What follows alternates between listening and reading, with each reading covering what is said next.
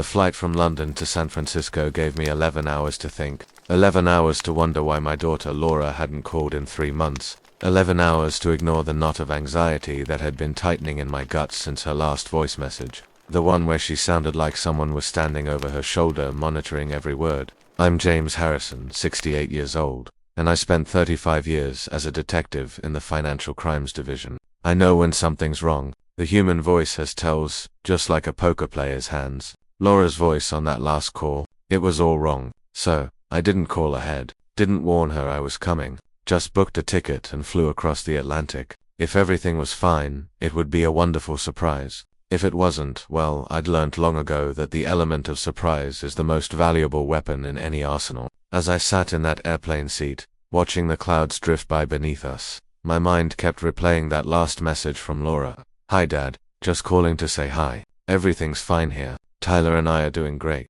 Just busy with, life stuff. Anyway, just wanted to check in. Talk soon. Bye. It was the most generic message she could have possibly left. And that was precisely what set off every alarm in my detective brain. My Laura, who always had a story to tell, who would spend 20 minutes describing a new recipe she'd tried or a funny thing that happened at work, had reduced her communication to the bare minimum. And then there was the pause before life stuff, a hesitation that spoke volumes. It was as if she was searching for the right words, the safe words, the words that wouldn't trigger questions she couldn't answer. I'd called back several times after that message, each time getting her voicemail. When she finally did call back a week later, the conversation was even more stilted. Dad, I'm fine, really. Just swamped with work and helping Tyler with some projects. Can we talk later this week? That later this week never came. Another week passed, then another. My texts went unanswered for days, and when they were answered, the responses were brief. Busy, talk soon, everything's fine. Each message felt like a brick wall being built between us, and I could feel my daughter's presence fading behind it. Now, as the plane descended towards San Francisco, I felt a mixture of hope and dread. Part of me wanted to believe I was overreacting, that my detective instincts were rusty after 3 years of retirement, but another part, the part that had solved hundreds of cases by following gut feelings and subtle clues, told me something was terribly wrong. I had spent my career reading between the lines, finding patterns in chaos, and identifying when things didn't add up. And right now, nothing about Laura's behavior added up. I landed at 9 o'clock in the morning on June 15th, rented a car and drove straight to San Jose to the beautiful house in the suburbs that Laura and her husband, Tyler, bought 3 years ago. The house I helped them find, the house where I thought my only child would build a happy life. The drive from the airport to San Jose was familiar, yet different. I had made this trip many times when I still lived in California, before retiring to London. The palm trees, the California sun, the sprawling suburbs, all of it was like a half-remembered dream. But this time, with every mile that brought me closer to Laura's house,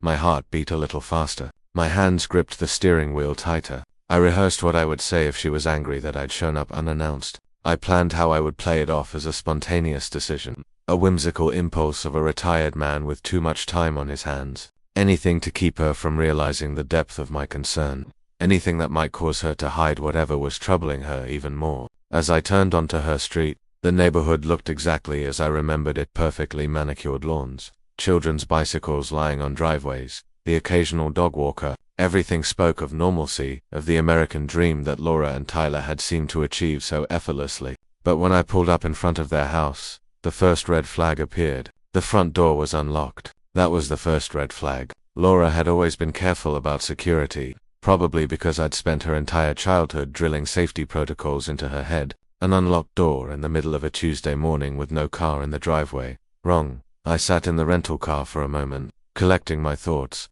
In my years as a detective, I had learned to approach situations methodically, to observe before acting. I scanned the house, looking for any signs of disturbance. The windows were intact, the lawn recently mowed, the flower beds were. Nothing outwardly suggested trouble, but the unlocked door bothered me. Laura was meticulous about security, double-checking locks at night, setting the alarm even when just running to the store. It was one of the many habits she had inherited from me. I got out of the car, walked up the paved path to the front door, and tried the handle. It turned freely. The door swung open with a slight creak. "Laura," I called out, stepping into the foyer. "Tyler, anyone home?" Silence, but not complete silence. There was something, a faint sound, coming from somewhere in the house. I stood still, letting my ears do the work. 35 years of detective work teaches you to trust your senses. There, from the garage, a muffled sound, almost like whimpering. My blood ran cold. In that moment, all my rehearsed explanations for showing up unannounced vanished. My detective instincts took over, pushing aside the father who hoped for the best. I moved quickly but quietly through the house, my eyes scanning for any signs of struggle or disturbance. The living room was tidy, almost too tidy, as if it hadn't been lived in recently. The kitchen was the same, counters wiped clean, dishes washed and put away, but there was an underlying sense of wrongness, a feeling that the cleanliness was hiding something. I followed the sound toward the door leading to the garage. It was locked, but not just locked. I could see something blocking it from the other side. Asterisk, the sound came again, clearer now. Someone crying, someone trying to call for help, but too weak to make much noise. "Laura," I shouted, pounding on the door. "Laura, is that you?" "Dad," the voice was barely a whisper, but it was her. "Dad, please." In that moment, something inside me broke. The fear that had been growing in my gut for months crystallized into a cold, hard certainty. My daughter was in trouble, and it was worse than I had imagined. I tried the door again. It wouldn't budge. There was a deadbolt on my side, but whatever was blocking it from the other side made it impossible to open. I looked around the kitchen, my mind racing through options. No time for subtlety. I grabbed a chair and slammed it against the door handle. Once, twice, 3 times. The wood splintered. I kicked hard at the weakened spot. The doorframe cracked. One more kick and I was through, shoving aside the heavy box that had been wedged against it. The garage was dim, lit only by thin strips of sunlight coming through the small window near the ceiling. It took my eyes a moment to adjust. When they did, I felt something inside me break and reform into something harder, colder. Laura was chained to the water pipe along the back wall, actually chained like an animal. A heavy padlock secured the chain around her ankle. She was sitting on a thin, filthy blanket, wearing clothes that looked like they hadn't been changed in weeks. Her hair was matted, her face gaunt and bruised. When she looked up at me, her eyes were hollow with a kind of suffering I'd only seen in crime scene photos. "Dad," she whispered and started to cry. Not the gentle tears of relief, but the broken sobs of someone who'd given up hope. I was across the garage in 3 strides, kneeling beside her, my hands shaking as I examined the chain. Commercial-grade padlock. I looked around frantically for something to break it with. "Where are they?" I asked, my voice deadly calm despite the rage building in my chest. "Where are Tyler and his mother?" "Hawaii," Laura managed between sobs. "They flew to Hawaii last week, Dad." Asterisk, "They left me here. They were going to let me die," Bilma said. She said after I was gone, they'd have everything. I found a bolt cutter hanging on the wall, probably the same tool they'd used to secure the chain. The irony wasn't lost on me. I cut through the chain with 2 hard squeezes, the metal snapping with a satisfying crack. "Can you walk?" I asked, helping her to her feet. She could barely stand. Asterisk, I could feel her bones through her clothes. How long had they been starving her? "I don't know," she said. "I've been here for 3 weeks. Before that, they kept me locked in the bedroom." 6 months, Dad. This has been going on for 6 months. 6 months. While I was living in London, thinking my daughter was safe and happy in her marriage, she was being tortured by her husband and his mother. I pulled out my phone and dialed 911. My hands weren't shaking anymore. That initial shock, that moment of horror, had crystallized into something else, something focused and utterly ruthless. "I need an ambulance," I said when the operator answered. "And police. My daughter has been held captive and abused." "Yes, I'll stay on the line." I put the phone on speaker and set it down, then carefully lifted Laura in my arms. She weighed nothing. This girl who'd been strong and vibrant 2 years ago now felt as fragile as paper. "It's over," I told her, carrying her toward the door. "I'm here now. They'll never touch you again." But even as I said it, I knew those words weren't quite right. It wasn't over, not by a long shot. It was just beginning. Because Tyler Benson and his mother Vilma had made a critical error in judgment. They'd hurt my daughter, and I had spent 35 years learning exactly how to destroy people who thought they were clever enough to get away with crimes. They were about to learn they weren't clever at all. The paramedics arrived within 10 minutes. I'd laid Laura on the couch wrapped in clean blankets. She was shivering despite the June warmth. Dr. Julia Clark, the lead EM, looked horrified as she examined Laura. Severe dehydration, malnutrition, multiple contusions in various stages of healing. She looked at me. How long was she confined? 3 weeks in the garage. 6 months of abuse before that. 2 police officers arrived as they loaded Laura into the ambulance. Detective Robert Chen introduced himself. Mid-40s, sharp eyes. Mr. Harrison, you found her. I'm her father, James Harrison. Retired detective. Worked financial crimes in San Jose PD for 35 years. Flew in from London this morning. Found her chained in the garage. Chen's expression shifted. Cop-to-cop recognition. Financial crimes. Then you know the drill. Her husband, Tyler Benson, and his mother Vilma, did this. They're in Hawaii right now. Left her here to die while they vacation. Chen's jaw tightened. We'll verify that. Ride with your daughter and I'll take your statement. At the hospital at Regional Medical Center, they put Laura in a private room with IV fluids. I sat beside her bed, watching color return to her face. Nurses documented injuries with photographs that would become evidence. Laura slept fitfully. I held her hand and felt something I hadn't felt since my days on the force. That cold, calculating clarity that comes when you're hunting someone. I was a hunter now. Tyler and Vilma were my prey. Detective Chen came by around noon with a female officer. Laura, her voice, weak but growing stronger, described the systematic destruction of her life. It started 6 months ago. Laura said, Tyler changed, became obsessed with money, controlling everything. He took my phone, monitored my emails, my bank accounts. What about his mother? Chen asked. Vilma moved in around the same time, said it was temporary, but she never left. She was worse than Tyler, told me I was useless, that I was lucky Tyler married me, followed me around, criticizing everything. My hands clenched into fists. When did the physical abuse start? 2 months ago, I tried to call my dad. Tyler caught me, hit me for the first time that day. After that, it got worse. He locked me in the bedroom. Vilma would bring food once a day, just enough to keep me alive. She'd watch me eat, telling me once they had access to all my accounts, I wouldn't be needed anymore. Your accounts. Chen looked at me. My daughter inherited $850,000 when her mother died 5 years ago. Chen's pen stopped moving. That kind of money was serious motive. Laura, I need authorization to access your accounts, your documents, everything. Can you do that? She nodded. Yes, Dad, they took almost everything. Tyler kept making me sign papers, transfer money. I was so scared. Then 3 weeks ago, they chained me in the garage and left. I heard them planning Hawaii. They were laughing about finally getting a vacation.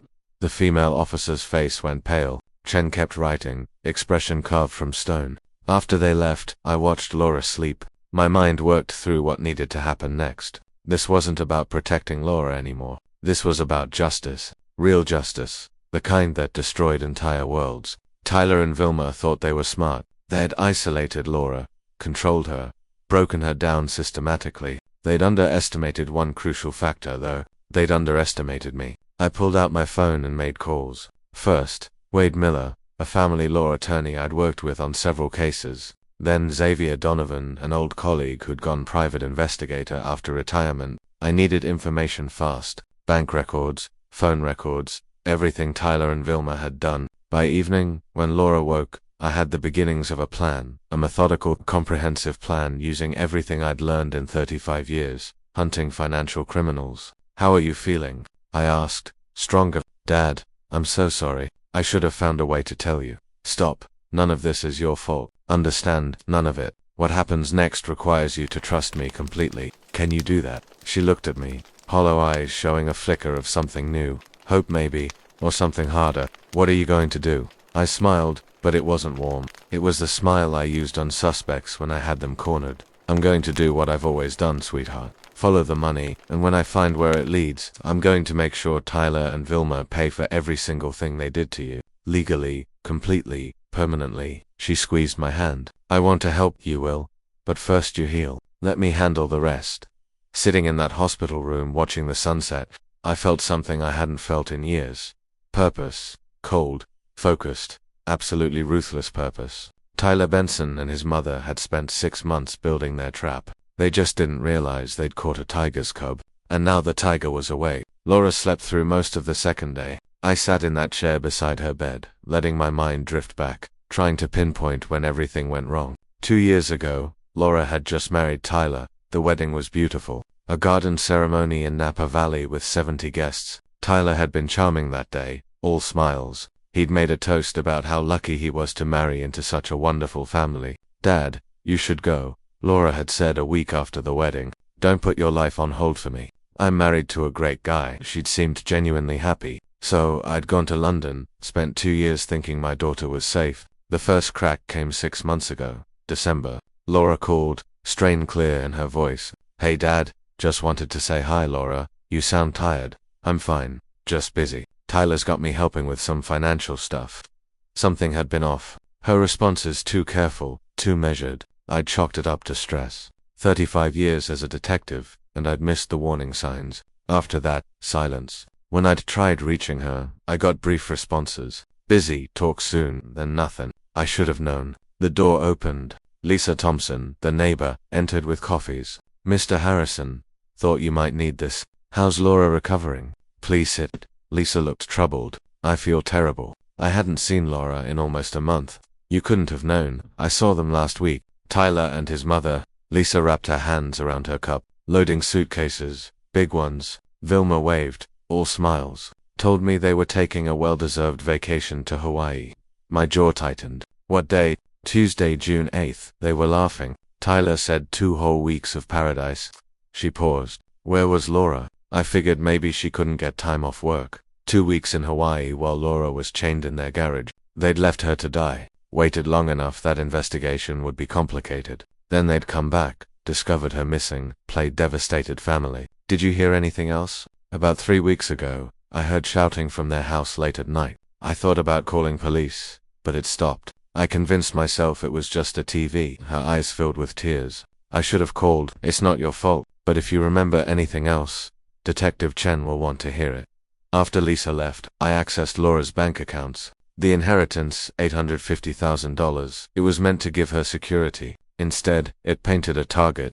What I found made my blood run cold. 6 months of systematic theft. Small at first, 5,000 here, 10,000 there. By March, 6-figure chunks. Final balance, 170,000 in a trust account requiring both signatures. Everything else gone. 680,000 stolen. Worse, I cross-referenced dates with Laura's medical records. Every large transfer corresponded with a documented injury. March 15th, $50,000. Fractured rib, asterisk, April 22nd, 75,000 bruised kidney. May 30th, 120,000 concussion. He'd beaten her into compliance, then robbed her methodically, deliberately. My phone buzzed. Xavier Donovan, the private investigator. James, got preliminary information. Go ahead. Tyler Benson, 42, works in tech sales or worked fired 3 months ago. Here's where it gets interesting. Gambling debts, 120,000 across 3 Reno casinos. They've been pressuring him for payment. The pieces clicked. Tyler needed money desperately. Laura had money. Simple equation. What about the mother? Vilma Benson, 64, declared bankruptcy twice. No steady employment since 2018. Also has a record. Misdemeanor fraud in 2012, tried to scam an elderly neighbor out of 50 grand with a fake investment scheme. Of course, this wasn't Tyler's first rodeo. There's more. Tyler and Vilma have a joint account. Most of Laura's money went straight from Tyler's personal account to that joint account. They've been splitting it 50-50ths. This wasn't just abuse or theft. It was a planned operation. Mother and son working together to rob my daughter blind. When they'd taken everything, they decided to eliminate the witness. Keep digging. I want everything. Bank records, phone records, emails, social media. You got it, James. Get them. I hung up and looked at Laura, still sleeping in that hospital bed. She looked so fragile, nothing like the vibrant woman who'd stood in that Napa Valley garden 2 years ago, full of hope and plans for the future. Tyler and Vilma wouldn't be back from Hawaii for another week. I had 7 days to build a case so airtight they'd never see daylight again. 7 days to gather every piece of evidence, document every crime, prepare every legal motion. I opened a new note on my phone and started writing. Every detective knows the case is won in the documentation. Every fact, every dollar, every bruise. I'd build this case the way I'd built hundreds of others, piece by methodical piece, leaving nothing to chance. Only this time, it was personal. The next morning, Detective Chen brought me Laura's phone. Forensics had extracted everything. Texts, emails, photos, call logs. Fair warning, Chen said. It's rough. I waited until he left. The text messages between Laura and Tyler told the story. January, where are you? Why didn't you answer? February, I'm handling our finances now. Don't question me again. March, sign the papers. Don't make this harder. If you tell anyone, it'll get worse. April, you brought this on yourself. My mother is right about you. My hands shook. I set the phone down, took 3 breaths, picked it up again. The photos were worse. Bruised cheek, split lip, finger-shaped bruises on arms. Laura had documented the injuries in secret, hoping she'd get a chance to use them. In the metadata, I saw she'd tried emailing these photos multiple times. Every attempt failed. Tyler had blocked her access. Smart abuser tactics: isolate, control, eliminate escape routes. Then I found bank documents photographed in secret, transfer authorizations with signatures that looked wrong. I zoomed in. The signature was close to Laura's, but the pen pressure different. The loop on the L too wide. Forgery. Tyler hadn't just coerced her. He'd forged her signature on multiple documents. I forwarded everything to Wade Miller, the family law attorney, then called him. Wade, check your email. I need a forensic document examiner yesterday. I'm looking now. Oh my goodness. Wade's voice went hard. James, this is criminal fraud. Major criminal fraud. Potential prison time. That's the idea. How fast can you get the documents examined? I know someone. 48 hours. But this changes everything. We're talking criminal prosecution. Good. What about freezing Tyler's accounts? With this evidence, emergency restraining order and asset freeze by end of business today. California law is clear on protecting domestic violence victims. Once I show the judge these photos and bank records, Tyler won't touch a penny. Do it. I returned to Laura's phone, scrolled through contacts, most names I recognized. Then Vilma B. Do not answer. The messages from Vilma were vicious. You're not good enough for my son. When he realizes his mistake, don't expect sympathy. And recently, your money won't last forever, dear. Neither will you. Threats. Clear, documented threats. I kept scrolling. Found a text from an unknown number dated 2 weeks ago. Just checking in. Still on for lunch next Thursday. Response from Laura's number. Can't make it. Busy with home projects. But Laura hadn't sent that. She'd been locked in the bedroom. I checked the metadata. Sent from Laura's phone, but from different coordinates. A restaurant in downtown San Jose. Tyler had taken Laura's phone. He'd been impersonating her, maintaining the illusion that everything was normal. I emailed screenshots to Chen, evidence of identity theft and fraud. Tyler Benson impersonating Laura via text. Laura stirred. Dad right here. How are you feeling? Better, tired. She shifted,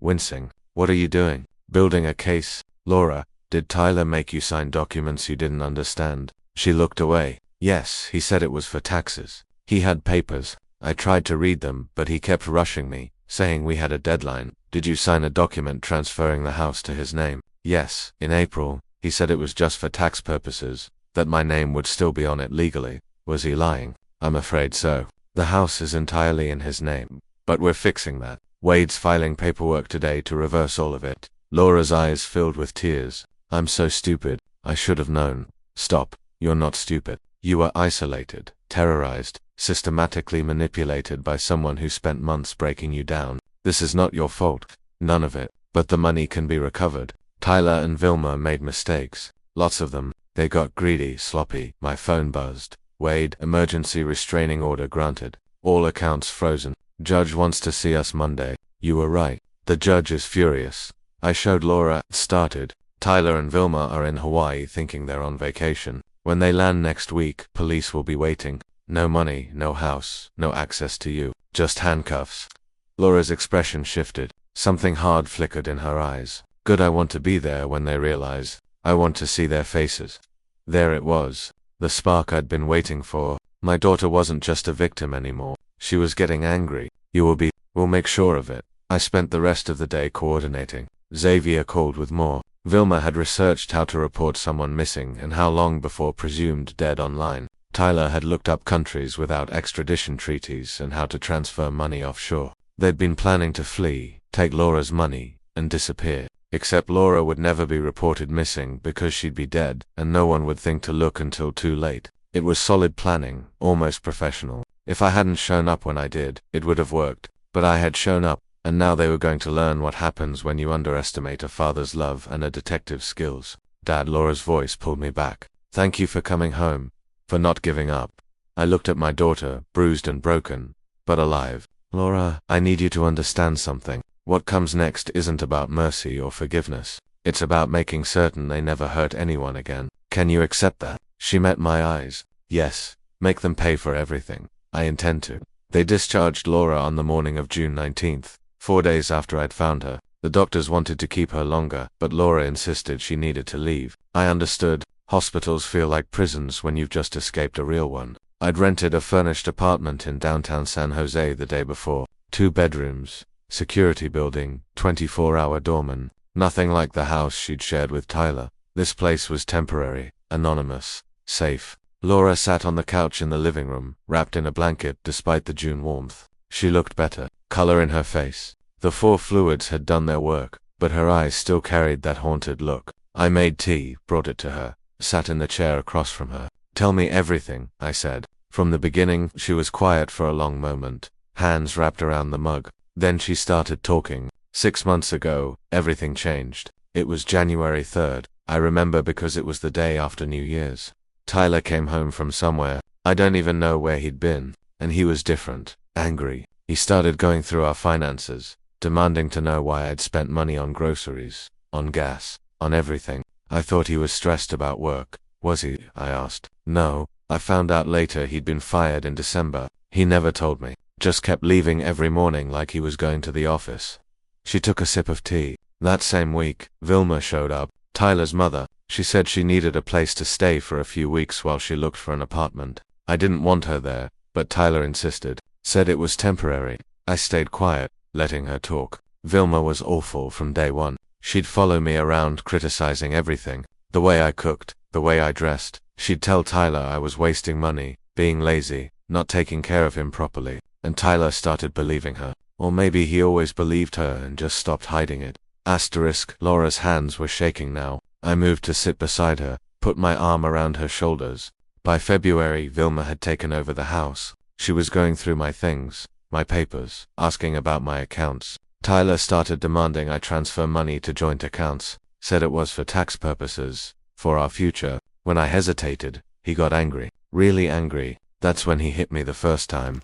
I felt my jaw clench, kept my voice level. "What did you do?" I was shocked. He apologized, said he was stressed, that it wouldn't happen again. I wanted to believe him. I wanted to believe this was just a rough patch. She laughed bitterly. "I was so stupid." "You weren't stupid. You were being manipulated by experts." It got worse. Tyler took my phone, said I was spending too much time on social media. He started monitoring my emails, my calls. When I tried to call you in March, he was standing right there listening. I couldn't tell you what was really happening. After that call, he took away my computer access to the money transfers, I said. "When did those start?" "February. At first it was small amounts, 10,000 here, 20,000 there. Tyler said we were consolidating assets. Then in March he started transferring bigger amounts, 50,000, 75,000. I tried to stop him, told him I needed to keep some money separate. That's when he locked me in the bedroom for the first time.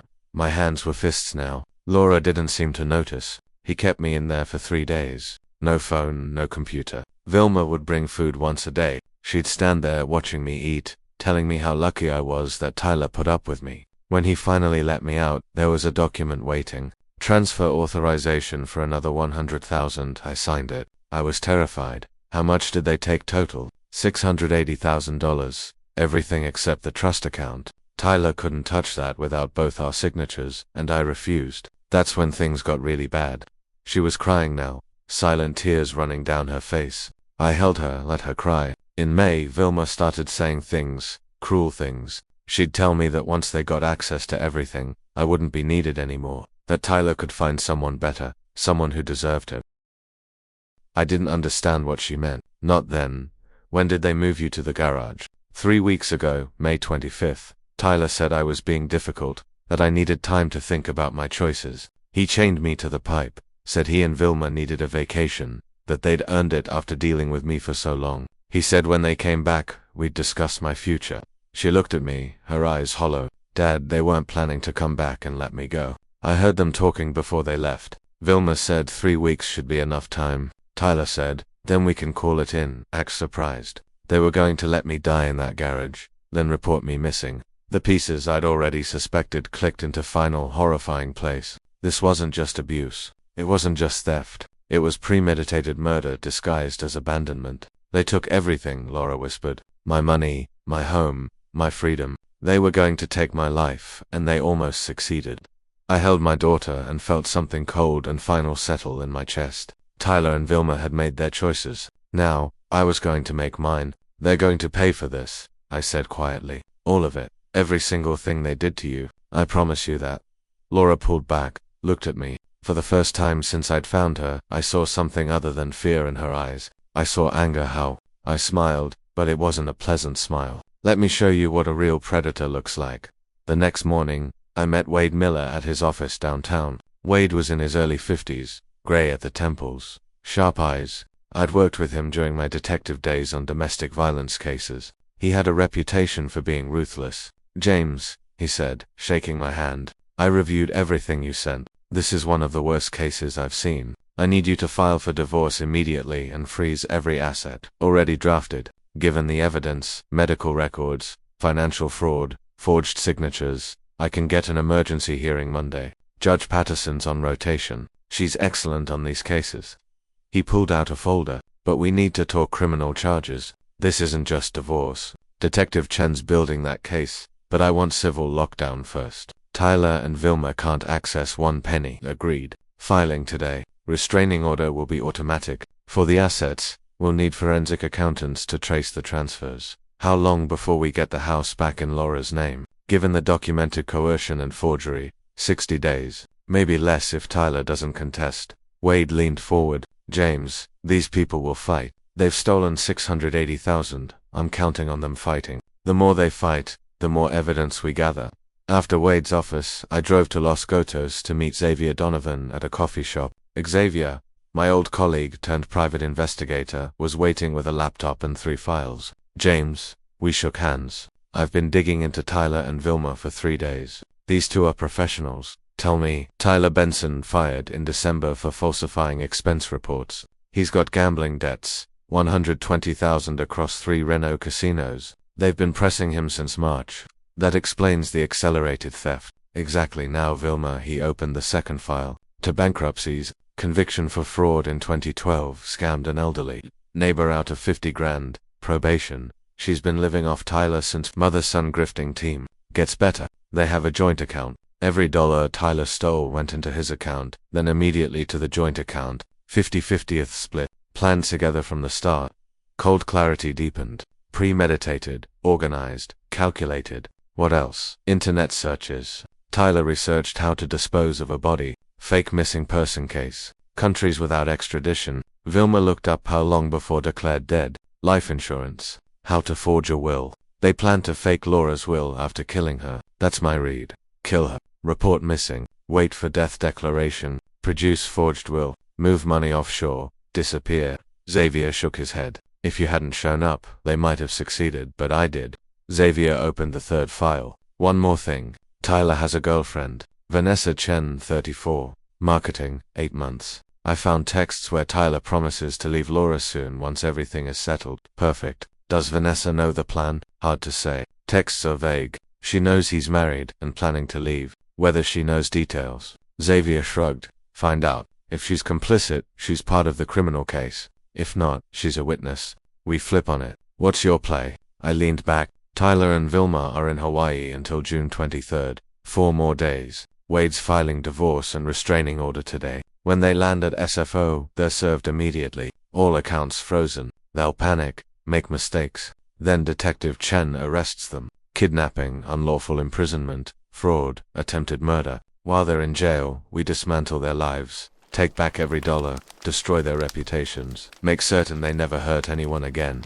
Xavier smiled grimly. Remind me never to make an enemy of you. They should have remembered I'm not just a father. I'm a detective who spent 35 years hunting people who thought they were smarter than the system. I stood, keep digging. Phone records, credit cards, witnesses, everything that'll bury them. You got it. I drove back. Laura was by the window looking out at the city. How'd it go? She asked. Wade's filing today. Xavier found evidence they planned to forge your will after you were dead. Tyler has a girlfriend who thought she was getting a rich single man.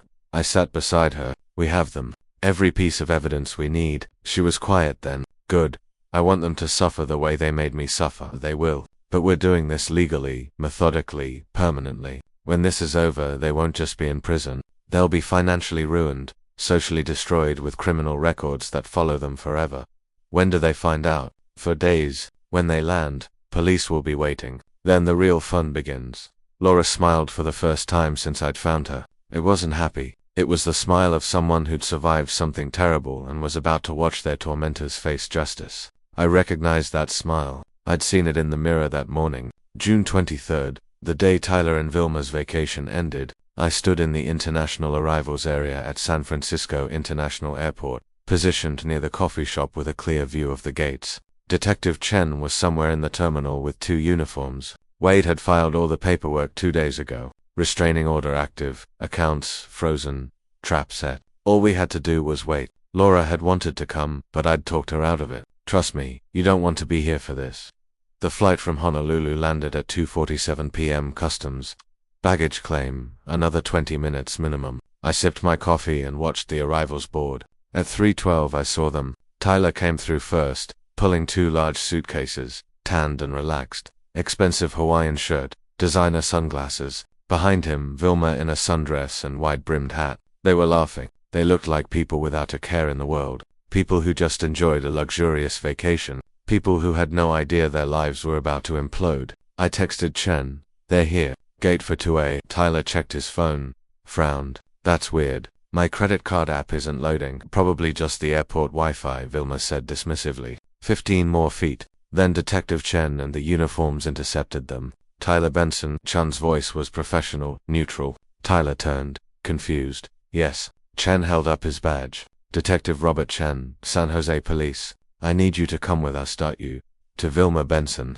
Confusion shifted to annoyance. What? Why? You're under arrest for kidnapping, unlawful imprisonment, financial fraud, and attempted murder. I watched Tyler's face cycle through expressions. Confusion, disbelief, then fear. Raw animal fear. What? That's insane. Who? He stopped. Face went pale. Laura. Where's Laura? Safe, Chen said. And willing to testify. Turn around. Hands behind your back. This is ridiculous. I want my lawyer. Vilma had gone completely still, frozen in shock. One officer moved to cuff her. That's a mistake. We didn't do anything. That girl is lying. She's always been a liar. Ma'am, you have the right to remain silent, the officer said, continuing Miranda. But Vilma wasn't listening. She stared around the terminal at other travelers watching. Phones recording, her face flushed red. Do you know who we are? The lawsuit you're bringing on yourselves. She turned to Tyler. Call Marcus. Tell him to meet us. Mom, shut up, Tyler hissed. He'd regained some composure, but his hands shook as the officer cuffed him. Don't say anything. Chen looked at me across the terminal. I nodded once. He nodded back. Officers, take them to the station. Chen turned to Tyler. Oh, and Mr. Benson, your bank accounts have been frozen pending investigation. Credit cards suspended. The house is under restraining order. You won't be able to access any assets you obtained through your wife.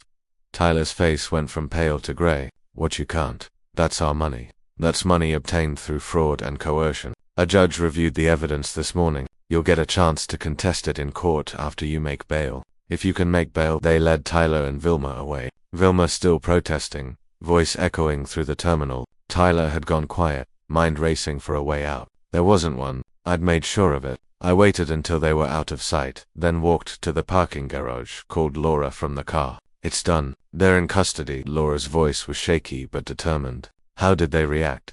Tyler looked like he'd been hit by a truck. Vilma threw a tantrum. They're both in handcuffs being processed. Accounts frozen. No access to money. No access to the house. No way to run good. I hope they're terrified. They are. But this is just the beginning. Arraignment tomorrow. Then trial preparation. Long process. I know. I'm ready. I drove back to San Jose, thinking about the next steps. Xavier had sent me his final report that morning. Everything we'd need for the trial. The forged signatures, the internet searches, the text messages with the girlfriend. Tyler and Vilma had left a trail of evidence so clear, so damning that no reasonable jury could ignore it. They'd gotten sloppy, arrogant. They'd thought they were smart enough to get away with it. That was their first mistake. Their second mistake was underestimating what a father would do to protect his daughter. Back at the apartment, Laura was waiting. She looked stronger than she had a week ago. Color in her face, steadiness in her eyes. What happens now? Now we watch them try to explain the unexplainable. Watch them realize every choice they made, every cruel thing they did left evidence. And we watch them pay. Laura smiled, not happy, but the smile of someone who'd survived and was about to see justice served. Tell me about the trial. Tell me how we're going to destroy them. So I did. The preliminary hearing was scheduled for July 7th, 2 weeks after arrest. Tyler and Vilma had both made bail. Barely. Tyler's bail, $500,000. Vilma's $250,000. They'd used their joint account, the one with Laura's stolen money. I found that deeply satisfying. Wade and I met with Laura the morning before. Wade's conference room. Documents spread across the table. Prosecution presents evidence tomorrow, Wade explained. Medical records, bank statements, phone records. Judge decides if there's enough for trial.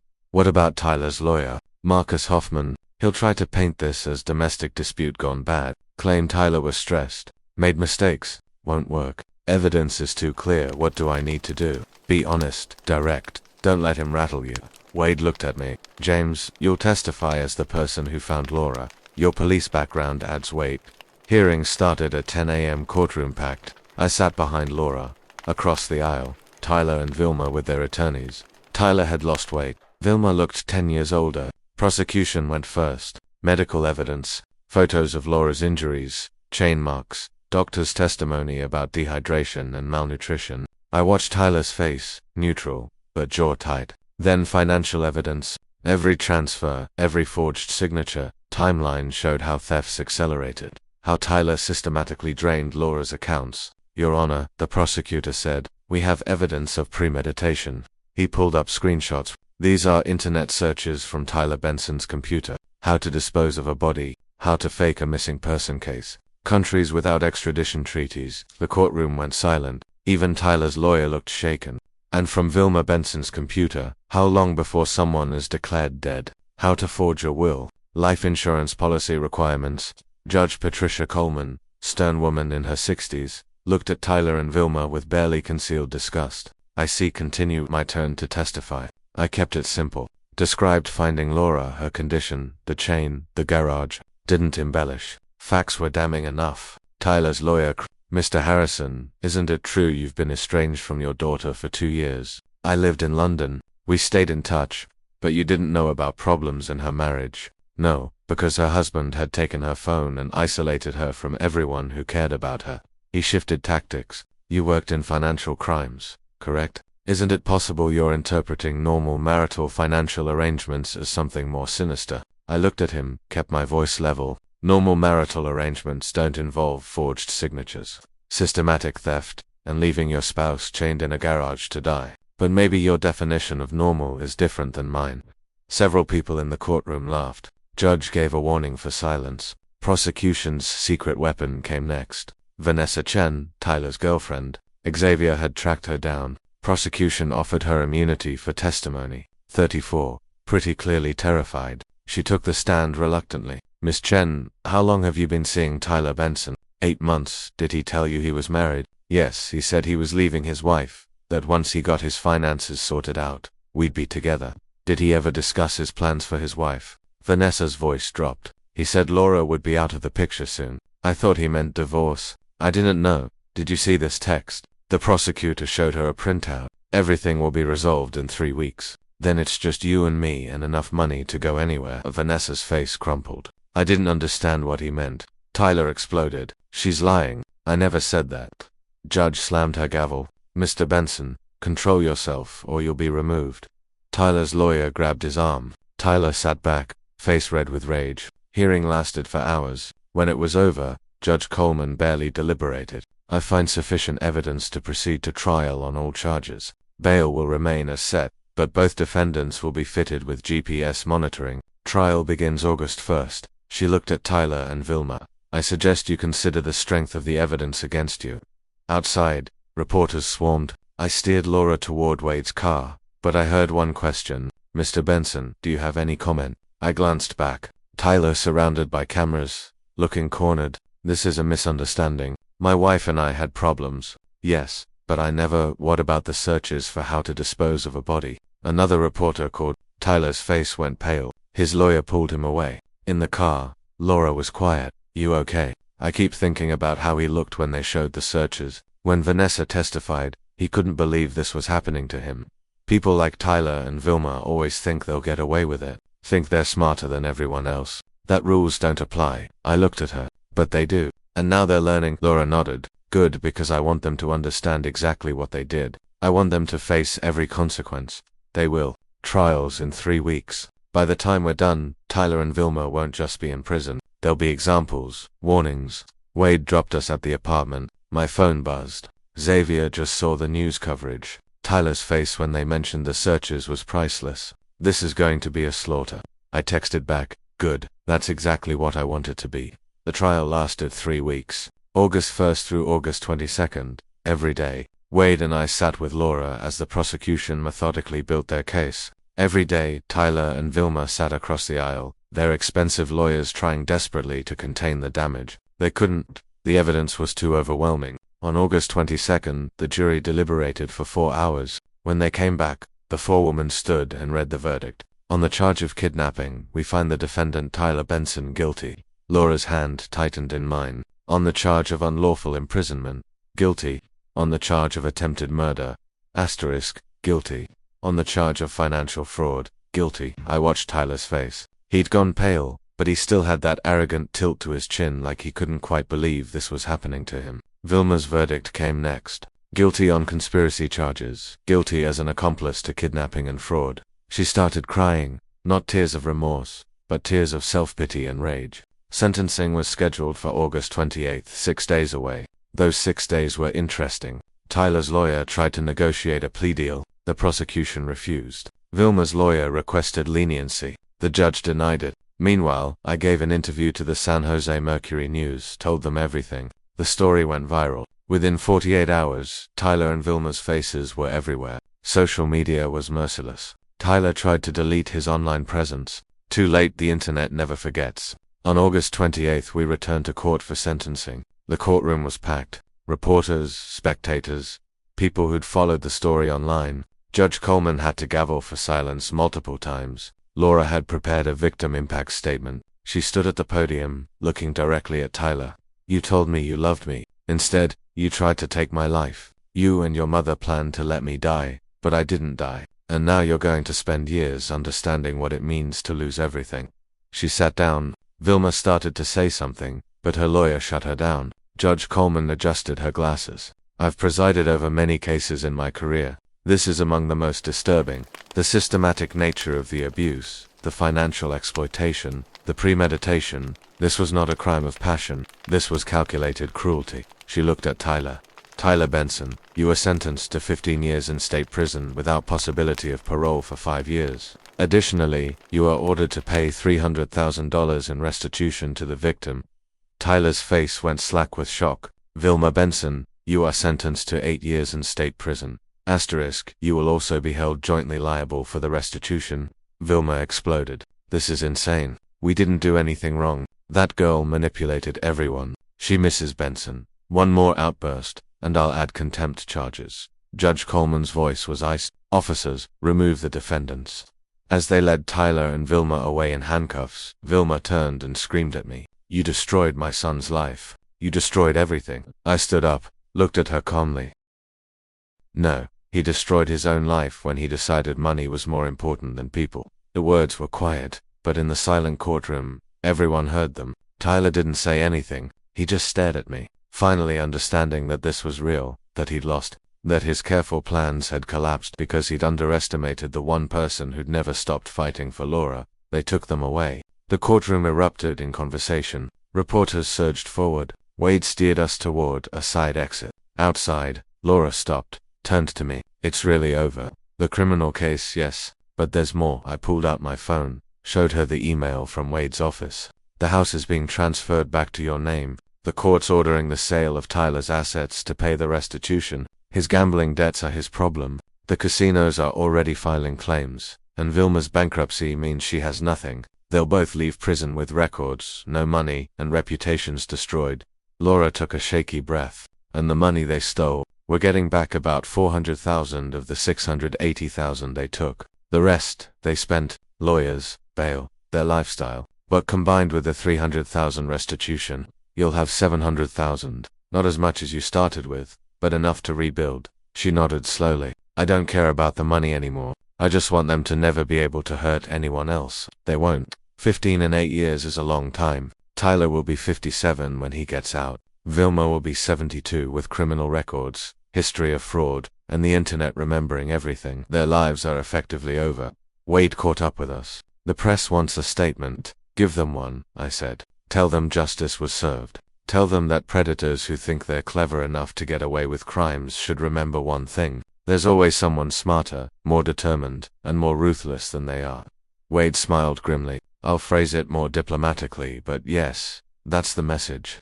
We drove back to the apartment. Laura was quiet, processing. I understood. 3 months ago, she'd been chained in a garage, convinced she was going to die. Now, her abusers were going to prison. She had her money back, and she had her life back. Dad, she said as we pulled into the parking garage, thank you for coming back, for not giving up, for destroying them. I looked at my daughter. She'd been through unimaginable horror, but she'd survived. She was stronger than Tyler and Vilma had ever understood. You would have done the same for me, I said simply. She smiled. A real smile this time. Yes, I would have.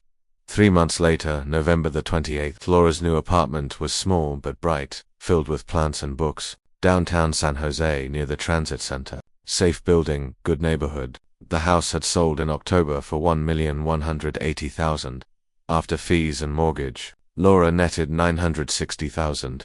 Combined with recovered funds and restitution, she had close to $1.7 million. She'd invested most of it conservatively, used some for therapy, 3 sessions a week. She was getting better, slowly. Still had nightmares sometimes, but she was healing. I'd rented a small apartment 2 blocks from hers. I wasn't going back to London. My daughter needed me here. We'd fallen into a routine. Coffee on Tuesdays, dinner on Fridays, phone calls most other days, building back what Tyler had tried to destroy. On that November morning, Laura called me. Dad, yet? Tyler's lawyer contacted mine. He wants to see us. Both of us. Yes. He says Tyler has something he needs to say. Wade thinks it's safe. Tyler's in prison. There'll be glass between us. Guards everywhere. But I don't have to go if I don't want to.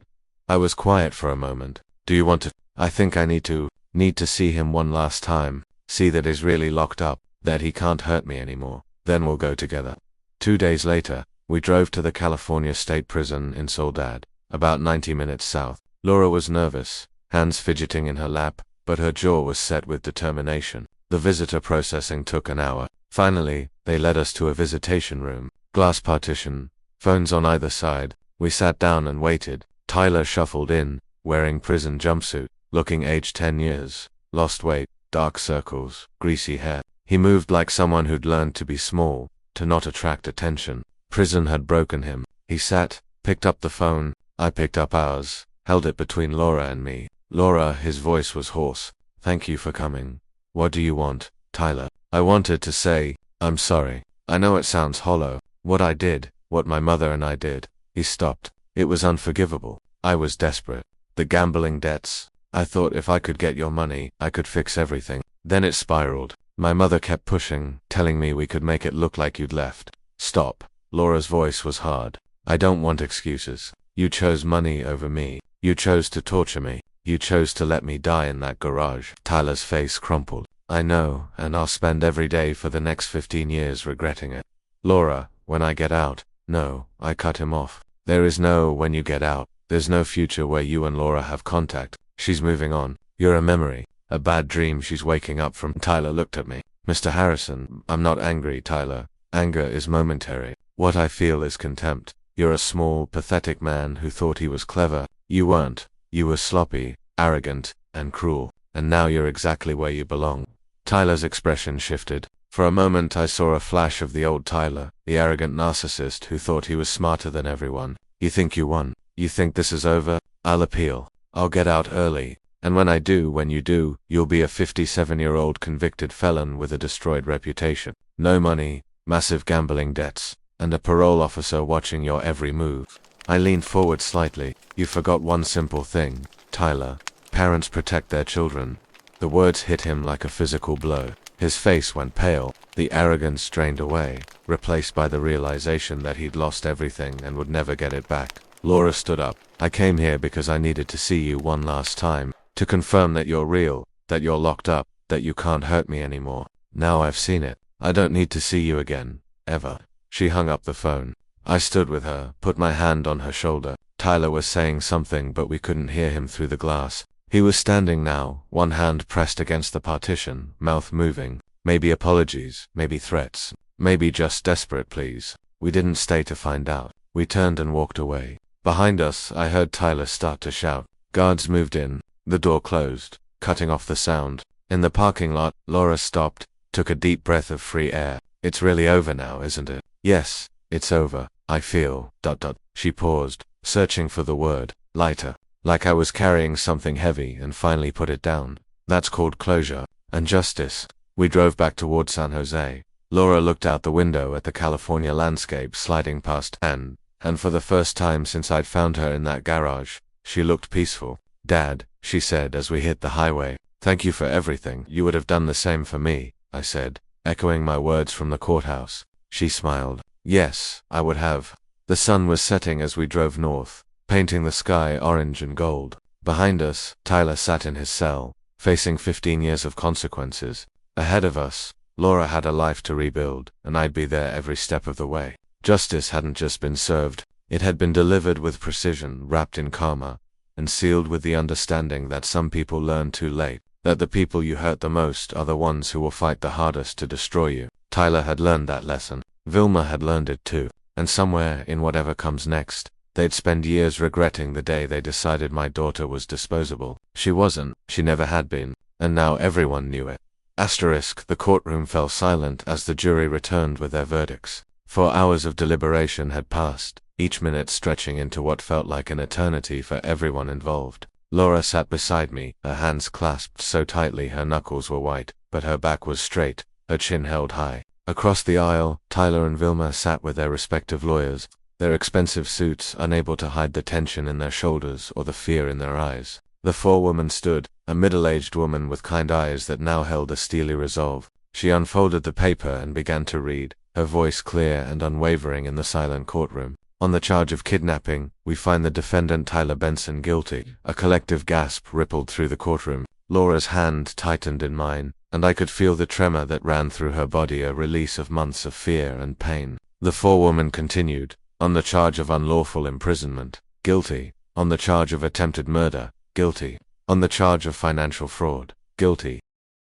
Each verdict was like a nail being hammered into the coffin of Tyler's future. I watched his face as the guilty verdicts piled up, seeing the arrogant mask he'd worn throughout the trial crack and finally shattered. His lawyer patted his arm in a gesture of useless comfort, but Tyler seemed to shrink in his seat, the weight of his crimes finally pressing down on him. Then came Vilma's turn. Guilty on conspiracy charges, guilty as an accomplice to kidnapping and fraud. That's when Vilma finally broke. She let out a wail that was part fury, part self-pity, all denial. This is insane. We didn't do anything wrong. That girl manipulated everyone. Judge Coleman slammed her gavel down, the sharp crack cutting through Vilma's tirade. Mrs. Benson, one more outburst, and I'll add contempt charges to your sentencing. The courtroom was electric with tension as the judge set the date for sentencing, 6 days away. Those 6 days would be a whirlwind of media attention, legal maneuvering and public outrage as the details of Tyler and Vilma's crimes spread through the community. I gave an interview to the San Jose Mercury News, laying out the evidence in clear, unemotional terms, the kind of testimony that carries weight coming from a retired detective. The story went viral within hours, shared across social media platforms, discussed on morning talk shows, and debated in offices and homes throughout the Bay Area.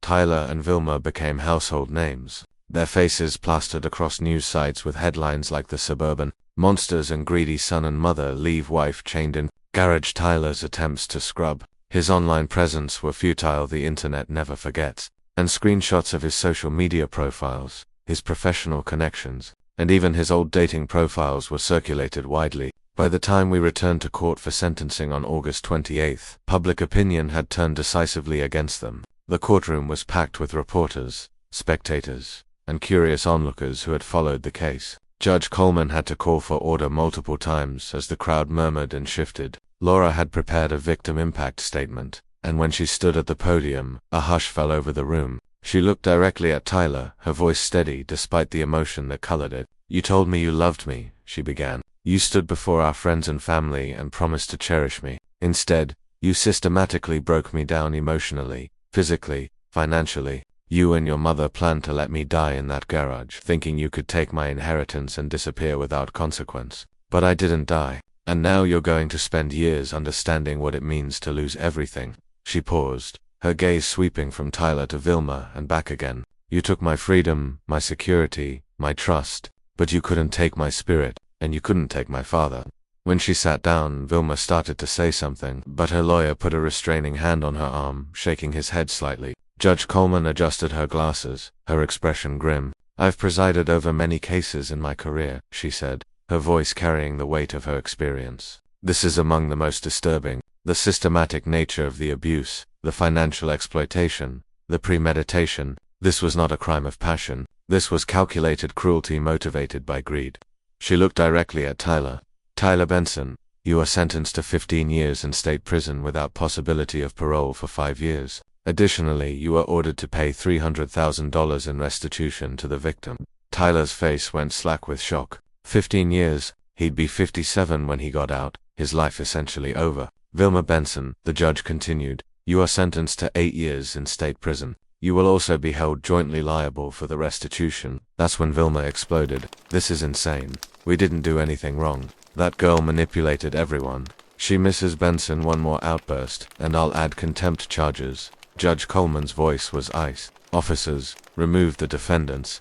As they led Tyler and Vilma away in handcuffs, Vilma turned and screamed at me, her face contorted with rage. "You destroyed my son's life. You destroyed everything." I stood up, looked at her calmly, my voice quiet but carrying through the courtroom. "No, he destroyed his own life when he decided money was more important than people." The words hit their mark. Tyler didn't say anything. He just stared at me, finally understanding that this was real, that he'd lost, that his careful plans had collapsed. Because he'd underestimated the one person who'd never stopped fighting for Laura. They took them away, and the courtroom erupted in conversation. Reporters surged forward, microphones extended, cameras flashing. Wade steered us toward a side exit, away from the chaos. Outside, in the relative quiet of the courthouse steps, Laura stopped, turned to me, her eyes filled with tears. "It's really over? The criminal case?" "Yes, but there's more." I pulled out my phone, showed her the email from Wade's office. "The house is being transferred back to your name. The court's ordering the sale of Tyler's assets to pay the restitution. His gambling debts are his problem. The casinos are already filing claims, and Vilma's bankruptcy means she has nothing. They'll both leave prison with records, no money, and reputations destroyed." Laura took a shaky breath. "And the money they stole? We're getting back about 400,000 of the 680,000 they took. The rest they spent, lawyers, bail, their lifestyle. But combined with the 300,000 restitution, you'll have 700,000. Not as much as you started with, but enough to rebuild." She nodded slowly. "I don't care about the money anymore. I just want them to never be able to hurt anyone else. They won't.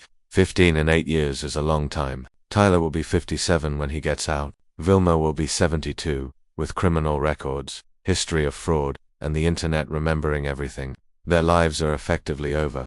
Wade caught up with us. "The press wants a statement. Give them one," I said. "Tell them justice was served. Tell them that predators who think they're clever enough to get away with crimes should remember one thing. There's always someone smarter, more determined, and more ruthless than they are." Wade smiled grimly. "I'll phrase it more diplomatically, but yes, that's the message." We drove back to the apartment, the weight of the day settling around us. Laura was quiet, processing everything that had happened. I understood. 3 months ago, she'd been chained in a garage, convinced she was going to die. Now, her abusers were going to prison. She had her money back, and she had her life back. The circle of justice was complete, but the ripples would continue to spread, touching everyone involved in ways we couldn't yet imagine. Asterisk, as I sit here today, months after the trial and sentencing, I often reflect on the nature of justice and revenge. What Tyler and Vilma did to Laura was unspeakably systematic campaign of abuse, manipulation, and greed that nearly cost my daughter her life. In those dark days when I first found her, broken and chained in that garage, I felt a rage so pure and powerful it could have consumed me. But 35 years as a detective had taught me something valuable. The most satisfying form of justice isn't emotional or impulsive. It's methodical, comprehensive, and permanent. What we accomplished wasn't just revenge, it was the complete dismantling of two predators who thought they were above the law. We didn't just send them to prison. We destroyed their financial future, their reputation, and any hope they might have had of rebuilding their lives. Every dollar they stole will be returned. Every lie they told has been exposed. Every cruel act has been documented and punished. That's the kind of justice that lasts. That's the kind that prevents them from ever hurting anyone again. Laura often asks me if I feel satisfied, if the revenge was sweet enough.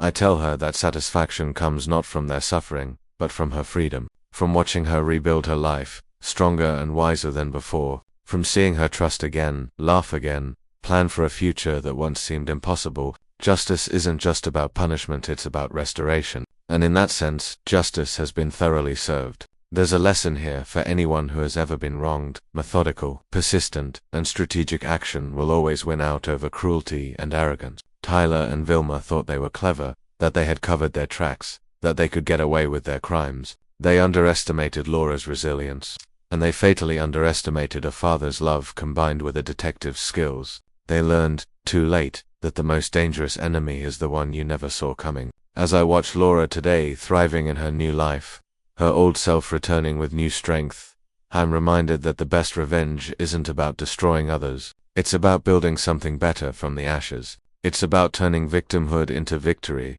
fear into courage, and despair into hope. That's the real justice. That's the real revenge. And that's something no one can ever take away from us. Asterisk, if this story gave you chills, smash that like button and tell us in the comments, what's the most satisfying revenge you've ever witnessed? And of course, subscribe for more stories like this. Remember, justice comes in many forms, but the most satisfying is when it's delivered with precision and finality. If you've ever felt powerless against someone who wronged you or someone you love, this story is for you. Share it with others who might need to hear that justice is possible, that the tables can turn, and that the underdog can win when they combine heart with strategy.